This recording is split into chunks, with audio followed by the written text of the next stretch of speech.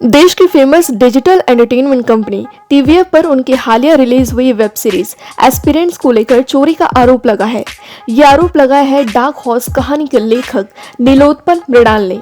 अपनी ही पहली ही किताब डार्क हॉर्स के लिए साहित्य अकादमी अवार्ड जीत चुके लेखक नीलोत्पल मृणाल ने कहा है कि मीडिया में मेरे बयान को गलत तरीके से बताया जा रहा है। आपके माध्यम से मैं ये साफ करना चाहूंगा कि टीवीएफ वालों ने मेरी कहानी के 30% हिस्से से अपनी पूरी 100% वेब सीरीज बनाई है, इसलिए उनके सारे एपिसोड मेरी ही किताब का हिस्सा हैं।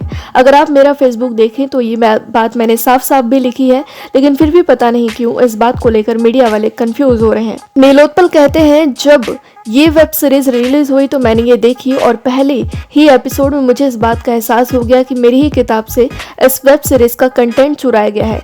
फिर जब मैंने इसके सारे एपिसोड देखे तो मेरा शक पूरी तरह से यकीन में बदल गया कि मेरी किताब की मूल आत्मा तक चुरा कर इस वेब सीरीज में डाला गया है। नीलोत्पल ने बताया कि हमारे देश में कहानी चोरी को लेकर जो कानून बने हैं उनमें कुछ कमियां हैं, जिनकी वजह से कहानी चुराने वालों को कोर्ट में बचने का मौका मिल जाता है।